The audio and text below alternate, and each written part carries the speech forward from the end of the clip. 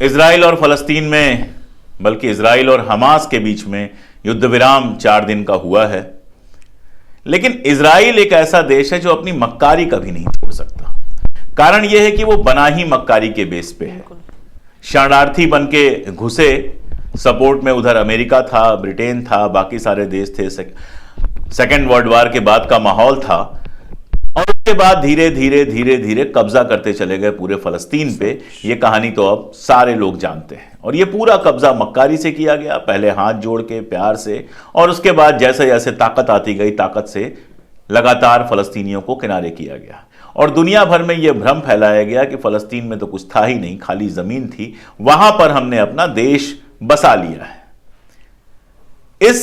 इस बार घटना हुई है, उसके पहले जब यह घटना हुई, हमास का हमला हुआ, तो हमारे यहां बहुत सारे पत्रकार और बाकी सारे लोग जैसा करते हैं कि विजुअल्स आया और बड़ी बड़ी बातें करनी शुरू कर दी। तभी मैं कह रहा था बार बार कि जब तक आप इजराइल और फलस्तीन का इतिहास नहीं जानते हैं, जब तक आपने इजराइल और फलस्तीन में पीछे जो घटनाएं हुई हैं, किस तरह से इजराइल देश बना है, यह सब आप नहीं जानते हैं, तब तक आप इजराइल की मक्कारी को नहीं समझ सकते हैं। और मैंने यह भी बताया था कि इजराइल जो है सारी दुनिया में फेक न्यूज का सबसे बड़ा उस्ताद है। हमारे यहां जो आईटी सेल ने फेक न्यूज फैलाना सीखा है, वो बहुत कुछ इजराइल से ही सीखा हुआ है।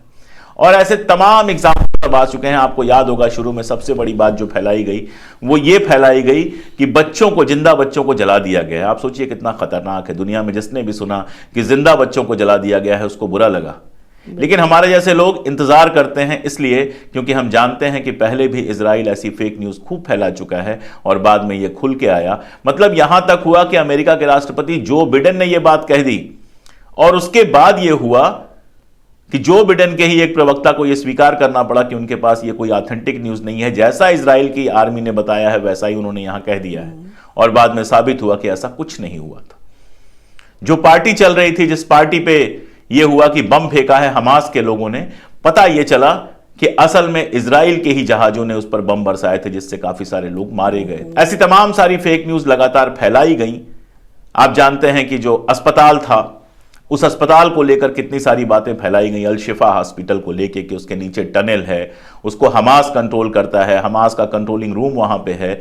लेकिन अल शिफा पर कब्जे के इतने दिन बाद भी इजराइल दुनिया के सामने एक ऐसा सबूत नहीं पेश कर सका है जिससे यह कहा जा सके कि वहां पर हमास का कोई कंट्रोल रूम था। जबकि इसके उलट ढेरों सबूत सामने ऐसे आए हैं जिससे ऐसा लगता है कि ऐसी बात पूरी तरह से गलत। उसके बाद उसी मीडिया ने फैलाया, सब कुछ फैलाया। आप जानते हैं कि इजराइल लगातार जीत रहा है और पिछले वीडियो में मैंने आपको डिटेल से बताया कि कैसे जमीन की लड़ाई में लगातार वो कमजोर हो रहा है और इसी के चलते उसको समझौता करना पड़ा है। और इस समझौते में जो बात खुल के आई, जो पिछली बार भी मैंने कहा था कि सारी दुनिया इजराइल के होस्टेजेस की बात तो कर रही थी, लेकिन कोई यह नहीं कह रहा था कि फलस्तीन के कितने ही लोगों को, हजारों लोगों को इजराइल ने अवैध रूप से अपने जेल में रखा हुआ है।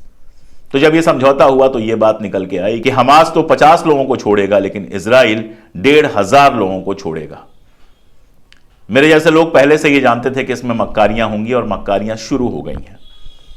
अब इजराइल एक ऐसा दानव है, एक ऐसा राक्षस है, एक ऐसा शैतान है जो फलस्तीनियों का खून पिए बिना जी ही नहीं सकता। तो गजा में इन्होंने कर लिया समझौता। गजा के आसमान से जहाज गायब हो गए कुछ दिनों के लिए, 4 दिनों के लिए। गजा में हत्याएं नहीं हो रही हैं, लेकिन वेस्ट बैंक जो दूसरा इलाका है फलस्तीन का, वहां से बदला लेना जारी है। आप जानते हैं कि हमास का वेस्ट बैंक में कोई कंट्रोल नहीं है। वेस्ट बैंक को कंट्रोल करता है पैलेस्टीनियन अथॉरिटी, जिसको अमेरिका भी मान्यता देता है। तो पैलेस्टीनियन अथॉरिटी एक ऐसा संस्था है, आप जानते हैं यासर अराफात इससे जुड़े हुए थे।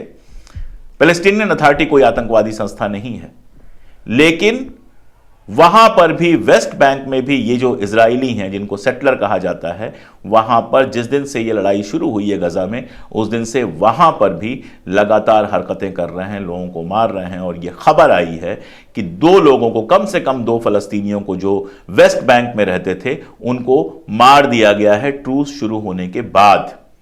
यानी एक तरफ आप कह रहे हैं युद्ध विराम हुआ है और हमास ने अभी तक इस युद्ध विराम का पूरा पालन किया है। एक भी रिपोर्ट दुनिया के किसी अखबार में नहीं आई है कि हमास ने जरा सा भी, हमास पीछे हटा है, हमास ने एक भी हत्या नहीं की है, इस बीच में एक भी बंदूक फायर नहीं की है।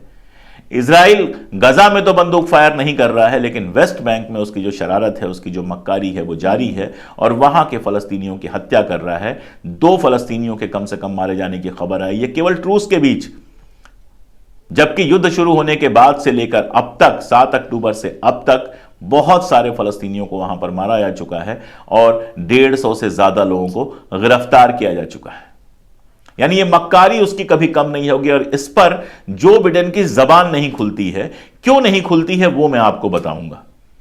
ये वीडियो देखने के बाद आप क्या कीजिएगा कि ओपन सीक्रेट नाम की एक वेबसाइट खोलिएगा। ओपन सीक्रेट जो वेबसाइट है, यूएस की ही वेबसाइट है, वो बताती है कि अमेरिका की जो कांग्रेस है, संसद है, उसके अंदर जो लोग हैं उनको पैसे कहां से मिलते हैं। इसमें जब आप ये ढूंढेंगे कि इजराइल से पैसे किसको किसको मिलते हैं, तो आपको उसमें सबसे ऊपर जो नाम आएगा वो जो बिडेन का नाम आएगा, जिसने 4 मिलियन से ज्यादा पैसे इजराइल से या फिर इजरायली संस्थाओं से प्राप्त किए हैं। यानी जो बिडेन ने जो चुनाव लड़ा था अमेरिकी राष्ट्रपति का, उसके लिए सबसे बड़ा फाइनेंस कहां से आया था? इजराइल से आया था और थोड़ा बहुत नहीं आया था, 4 बिलियन के आसपास आया था। ये या तो इजराइल देश से आया था या जो इजरायली हैं, जो जायनिस्ट हैं, जो अमेरिका में और बाकी देशों में रहते हैं, वो इसको फाइनेंस कर रहे थे। लेकिन सिर्फ यही बात नहीं रुकती है, सिर्फ जो बिडेन नहीं है, उसमें थोड़ा सा नीचे आएंगे तो एक और नाम आपको मिलेगा जिससे आप परिचित हैं, हिलेरी क्लिंटन, पूर्व राष्ट्रपति बिल क्लिंटन की पत्नी हिलेरी क्लिंटन। आप जानते हैं बिल क्लिंटन का पूरा किस्सा हुआ था, उनके ऊपर आरोप लगे थे, वीडियोस फोटोग्राफ बाहर आए थे। उसके बावजूद हिलेरी क्लिंटन बिल क्लिंटन की पत्नी बनी रही और राष्ट्रपति का बाकायदा उन्होंने ट्रंप के खिलाफ चुनाव लड़ा था और उस चुनाव में वो हार गई थी। और ये जो हिलेरी क्लिंटन है, चाहे गद्दाफी का वक्त रहा हो, चाहे आज का वक्त हो, हमेशा इजराइल के साथ अरबों के खिलाफ खड़ी रही हैं। ये लोग जो फलस्तीन में हजारों बच्चों, औरतों, शहरियों के मारे जाने पर खामोश रहते हैं, खामोशी नहीं रहते हैं, सपोर्ट करते हैं, बाकायदा युद्ध विराम का विरोध करते हैं। ये इसलिए करते हैं, ये लोग जो इजराइल के नक्शे कदम पे चलते हैं, जिनको बीबी नेतन्याहू जो चाहता है वो बुलवाता है, जो चाहता है वो करवाता है। अमेरिका के अंदर ऐसे तमाम मीम आए हैं जिसमें यह दिखाया जा रहा है कि बीबी नेतन्याहू मालिक है, ये लोग उसके गुलाम हैं। वो सब कुछ इसलिए करते हैं क्योंकि इनको ज़ायनिस्टों से, इजरायलियों से मिलियंस में पैसे मिलते हैं, डॉलर्स मिलते हैं चुनाव लड़ने के लिए और बाकी सारी अय्याशी के लिए। और ये तो सिर्फ अमेरिका की खबर है, बात निकलेगी तो बहुत दूर तक जाएगी और आप ये पाएंगे कि यूरोप के भी बहुत सारे नेता, यूरोप के जो दीगर मुल्क हैं, उनके भी बहुत सारे नेताओं को इजरायलियों से पैसा मिलता है। इजराइल बड़े पैमाने पर उनको पैसा देता है। मैं नहीं जानता कि भारत के बारे में कभी ऐसा कोई रिकॉर्ड हमारे सामने आएगा, क्योंकि आप जानते हैं कि हमारे यहाँ तो इलेक्टोरल बॉन्ड को लेकर ही दिखाने को तैयार नहीं है, बताने को तैयार नहीं है सरकार कि किसको कितना इलेक्टोरल बॉन्ड मिला, कौन सा पूंजीपति सरकार को कितना पैसा देता है। तो इजराइल से कितना आता है या इजरायलियों से कितना आता है ये तो कभी पता नहीं चलेगा। लेकिन अमेरिका और यूरोप में चुनावों के दौरान इजराइल मिलियंस में डॉलर लगाता है, इसलिए कि चुने हुए नेता उसके साथ खड़े रह सकें। और यही वजह है कि यूरोप और अमेरिका दुनिया भर में मानवाधिकार की बात करते हैं, लेकिन इजराइल की मक्कारियों पर बिल्कुल खामोश रहते हैं। हालांकि जनता के बीच से आवाजें उठनी शुरू हो गई हैं। इंग्लैंड में मैंने पहले भी आपको बताया था कि एक बहुत बड़ा जुलूस निकला था। कल फिर एक बहुत बड़ा जुलूस निकला जो इंग्लैंड के इतिहास में अपने आप में ऐतिहासिक है, जो ये मांग कर रहा था कि फ्री पैलेस्टाइन, फिलिस्तीन को आजाद करो। और यूरोप के ही एक और मुल्क स्पेन में इससे भी महत्वपूर्ण घटना हुई। बार्सिलोना जो स्पेन की राजधानी है, वहां पर वहां की संसद ने यह तय किया कि इजरायलियों से जो रिश्ते हैं हमारे, उनको फिलहाल के लिए तर्क कर दिया जाए। यानी अपने जो डिप्लोमेटिक रिश्ते थे उनको सस्पेंड कर दिया स्पेन ने इजराइल के साथ। यूरोप के दीगर मुल्कों में भी मैं आपको बार बार बता चुका हूं कि अमेरिका और यूरोप के दीगर मुल्कों में भी लगातार विरोध हो रहा है, क्योंकि यह पिछली बार की जैसा नहीं है कि अखबारों और अमेरिकन कंट्रोल मीडिया के हाथ में ही सब कुछ है। ट्विटर के माध्यम से, बाकी जो ऐप होते हैं उनके माध्यम से तमाम ऐसे वीडियोस लगातार आ रहे हैं जिससे लोग जान पा रहे हैं कि फलस्तीन में किस कदर हत्याएं हुई हैं, बच्चों को मारा गया है, औरतों को मारा गया है, निर्दोष लोगों को मारा गया है। और जो सबसे भयानक बात है वो ये कि इजरायली इसका जश्न मना रहे हैं। एक वीडियो है, देखिए आप, एक अमेरिकन सैनिक ने एक जमींदोज घर की तलाशी लेकर वहां से किसी औरत के गहने बरामद किए हैं।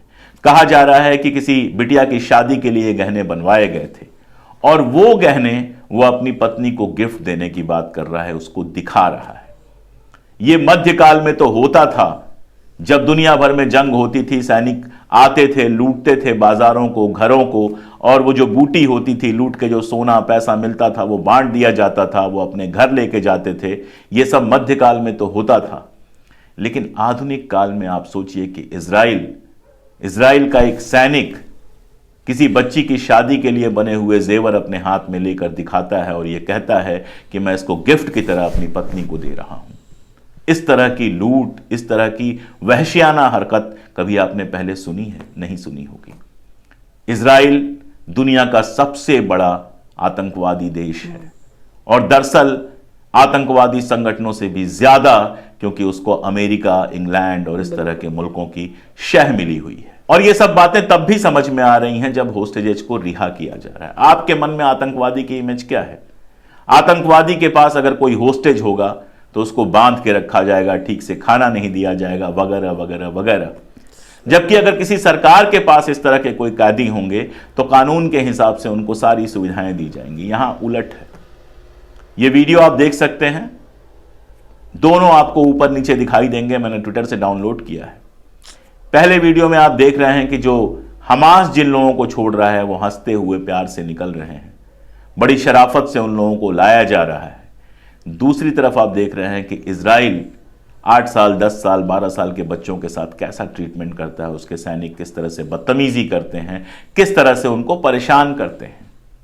दुनिया भर में यह झूठ फैलाया गया कि हमास ने जिनको होस्टेज बना के रखा है उनके साथ बहुत खराब व्यवहार कर रहा है। जबकि ऐसा ये 30-35 सेकंड का वीडियो देख लीजिए, आपके समझ में आ जाएगा। ये वीडियो एक थाई महिला का है जिसके भाई को होस्टेज के रूप में लिया गया था, वो इजराइल में होगा, और जब वो छूट के आया है तो उसने अपनी बहन को बताया है कि मेरे साथ कैसा व्यवहार होता था।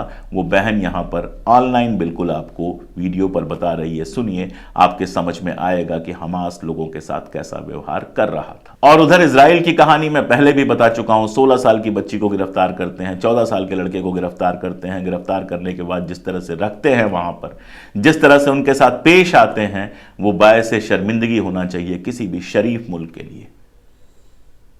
आतंकवाद का समर्थन कोई नहीं करता, मैं तो हथियार का ही समर्थन नहीं करता हूं। मेरा चले तो दुनिया से हथियार नाम की शय को खत्म कर देना चाहिए। मेरा चले तो दुनिया में हिंसा के लिए कोई जगह नहीं होना चाहिए। मैं तो गांधी के रास्ते पर चलने वाला आदमी हूं। ना हथियार में मेरा कोई भरोसा है, ना हिंसा में कोई भरोसा है, ना इस तरह की किसी भी चीज पर मेरा कोई भरोसा है। लेकिन इजराइल जो कुछ कर रहा है, आप सोचिए, उसके बाद अगर इस तरह का प्रतिरोध होता है तो उसमें क्या गलत है। जब 75 सालों से आज़ादी को लगातार क्रश किया जाएगा, औरतों को बेइज्जत किया जाएगा, जिना किया जाएगा, बच्चों के साथ लगातार इस तरह की हरकत की जाएगी, बच्चों को मारा जाएगा, पीटा जाएगा, लोगों के घर छीन लिए जाएंगे, लोगों को तबाह कर दिया जाएगा, और अगर कोई शांतिपूर्ण बात करेगा तो उसको गोली मार दी जाएगी। अगर ऐसा होगा, सड़क पर चलते शहरियों को गोली मार दी जाएगी, किसी के साथ भी कुछ भी किया जाएगा, ये कहा जाएगा देयर इज नो पैलेस्टाइन, तुम कहीं और जाकर बस जाओ, पूरा का पूरा मुल्क खाली कर दो, उनके घर कब्जे कर लिए जाएंगे, तो कब तक आप रोक सकते हैं लोगों को हथियार उठाने से? हिंदुस्तान की आजादी की बात बार बार की जाती है। सही बात है कि बापू के अगुवाई में हमने अहिंसा का रास्ता अपनाकर यह मंजिल हासिल की, लेकिन इसी आजादी की लड़ाई में भगत सिंह जैसे लोग भी थे जिन्होंने हथियार उठाए थे। उनको अंग्रेज सरकार आतंकवादी ही कहती थी, लेकिन हमारे लिए तो वो देशभक्त हैं, हमारे लिए तो वो हीरो हैं, क्योंकि जस्टिस के लिए, न्याय के लिए, हक के लिए उन्होंने बंदूक उठाई थी। अगर आज दुनिया इंटरफियर करती, आज अगर अमेरिका, इंग्लैंड और यूरोप के दीगर देश और हिंदुस्तान और इस तरह के तमाम जो देश हैं, अरब के तमाम ममालिक जो हैं, वो आकर खड़े होकर इजराइल के सामने कहते कि बस बहुत हो गया, तुम इन इलाकों में हथियार नहीं चला सकते, तुम जाओ। 1963 के 1963 के अरब इजराइल वार के पहले जिस तरह से नक्शा था नक्शा वैसे रहने दो, फलस्तीन की जमीन फलस्तीनियों को दो और तुम अपनी जमीन में शांति से रहो। अगर ये सारा कुछ कहते, अगर फलस्तीनियों से कहते कि अपने हथियार छोड़ो, तुम्हारे हक के लिए हम आगे आए हैं, हम तुम्हें आजादी दिला रहे हैं, तो कौन बेवकूफ हथियार उठाता। लेकिन एक तरफ इजराइल है, अमेरिका है, यहां तक कि अरब के भी सऊदी अरबिया और इस तरह के तमाम सारे मुल्क हैं जो अमेरिका के साथ खड़े हैं, दुनिया के और भी मुल्क हैं, ये सारे के सारे लोग इजराइल की वहशियाना हरकतों के साथ खड़े हैं। तो आप बताइए मजबूर फलस्तीनी आखिरकार क्या करे। और इसी के चलते वहां पर जो शांतिपूर्ण प्रतिरोध था, वहां से हिंसा का प्रतिरोध शुरू हुआ है। और इजराइल तो पहले दिन भी हिंसा कर रहा था, आज भी हिंसा कर रहा है। हमने पिछली बार आपको एक किस्सा बताया था कि एक बच्ची वहां पर जो गिरफ्तार थी, जो 16 साल की उम्र में सड़क पर निकली हुई थी, बाजार में निकली हुई थी, एक इजरायली सैनिक ने उसका हिजाब खींचने की कोशिश की, उसने धक्का जब दिया, लड़की ने हिजाब खींचने का जब विरोध किया तो उसको 4 गोली मारी गई और उसका गिरफ्तार करके 16 साल के लिए जेल में डाल दिया गया। हमने कहा था कि हमें उम्मीद है कि शायद वो छूट जाए, और यह खबर जब आई कि वो भी छूट गई है। दिल दहला देने वाला वीडियो था जिस तरह से वो अपनी मां से मिल रही थी। लेकिन अच्छा ये लगा कि चलो इतने समय बाद ही कम से कम इस जुल्म से उसको आजादी मिली। हालांकि आप सोचिए इजराइल की मक्कारी कि उसने ये शर्त लगाई है कि जब कोई छूट रहा है, जो होस्टेजेस छूट रहे हैं, उनसे कोई और नहीं मिल सकता, कोई और सेलिब्रेट नहीं कर सकता, सिर्फ उसके रिश्तेदार सेलिब्रेट कर सकते हैं और मिल सकते हैं। अगर सेलिब्रेशन कहीं होता है तो उनको फिर से गिरफ्तार कर लिया जाएगा। कौन जानता है कि ये शांति समझौता खत्म होने के बाद उनको दोबारा ना गिरफ्तार कर लिया जाए और उसकी हकीकत सामने ना आ सके, इसके लिए पत्रकारों को परेशान किया जा रहा है। जो भी पत्रकार वहां पर रिपोर्ट कर रहे हैं उनको धमकियां दी जा रही हैं। कितने ही पत्रकारों को मारा जा चुका है। यानी इजराइल नहीं चाहता है। कौन सा मुल्क होगा, आप मुझे बताइए, अमेरिका से लेकर हिंदुस्तान तक कौन सा मुल्क होगा जहां पत्रकारों को रिपोर्ट कवर करने से रोका जाता है। और रिपोर्ट कवर करने से आप कब रोकते हैं? जब आपके इरादे, जब आपकी नीयत गलत होती है, तब आप रोकते हैं किसी को रिपोर्ट करने से। और यही हो रहा है। चूंकि इजराइल के इरादे गलत हैं, नीयत उसकी खराब है, इसलिए वो नहीं चाहता है दुनिया के पास जाए और पत्रकारों को लगातार रोकने की कोशिश हो रही है। ये सारा कुछ है। 4 दिन के ट्रूस के बाद क्या होगा मैं नहीं जानता। दुनिया भर में ये डिमांड हो रही है जो 4 दिन का है इसको और बढ़ा दिया जाए, इसको स्थायी किया जाए, परमानेंट किया जाए, सोल्यूशन निकाला जाए। लेकिन जनता ये मांग कर रही है, जो बिडेन जैसे लोग जो इजरायलियों से पैसे लेते हैं, जो इजरायलियों के पैसों से चुनाव लड़ते हैं, वो तो क्या ही इसका समर्थन करेंगे। हालांकि इसके बीच एक और खबर आई है। ये खबर पूरी तरह से कंफर्म नहीं है क्योंकि कुछ वेबसाइट्स पे तो दिख रही है, लेकिन अभी इसकी डिटेल्स अवेलेबल नहीं है। खबर ये है कि यमन का जो संगठन है हूजी, उसने इजराइल के एक और जहाज जिसका नाम जिम हाइफा बताया जा रहा है, उसको अगवा कर लिया है। मैंने आपको बताया था कि हूजी ने पहले कैसे एक विमान से, एक हेलीकॉप्टर से उनका पूरा एक जहाज अगवा कर लिया था। खबर ईरान से खास तौर पे आ रही है, ईरान के मीडिया से ये खबर आ रही है कि हूजी ने एक और जहाज जो है वो कब्जा कर लिया। हालांकि ये कंफर्म नहीं है। अगर कंफर्म होती है तो अगली बार जब मैं वीडियो लेके आऊंगा, अगला एपिसोड फलस्तीन पे लेके आऊंगा, तो इसके बारे में विस्तार से बताऊंगा। लेकिन नजर बनाए रखना जरूरी है, दबाव बनाए रखना जरूरी है, लगातार इस तरह के वीडियोज आना जरूरी है। अगर आप सोशल मीडिया पे हैं तो लगातार जो ये खबरें आ रही हैं अलग अलग अखबारों से, अलग अलग जगहों से, इन सारी चीजों को शेयर करना बहुत जरूरी है। क्योंकि अगर ये दबाव नहीं होता तो इजराइल शायद नहीं मानता, अमेरिका थोड़ा मध्यम नहीं पड़ता। जनता का दबाव होगा तभी इजराइल को थोड़ा सा कंट्रोल किया जा सकता है। और साथ में ये जरूरी है कि इस तरह का काम जो लोग कर रहे हैं, मेरे जैसे लोग जो ये काम कर रहे हैं, उनसे आप जुड़िए, उनको समर्थन कीजिए। बहुत सारे तरीके हैं हमें सपोर्ट करने के। हम इजरायलियों से पैसा नहीं लेते, हम किसी सरकार से पैसा नहीं लेते, हम किसी सेठ से पैसा नहीं लेते। इसीलिए कैमरे और सरकार की आंख में आंख डालकर सच बोल पाते हैं। ये तभी हो पाएगा जब आप लगातार हमारा समर्थन करेंगे। हमारा जो पिन कमेंट है, पहला कमेंट जो आपको दिखाई देगा, अगर उसको खोल के आप देखेंगे या डिस्क्रिप्शन खोल के देखेंगे तो बहुत सारे तरीके हैं। आप मेंबरशिप ले सकते हैं, हमारी 89 रुपीज पर मंथ की छोटी सी मेंबरशिप आप हमारी ले सकते हैं। आप हमें सुपर थैंक्स दे सकते हैं।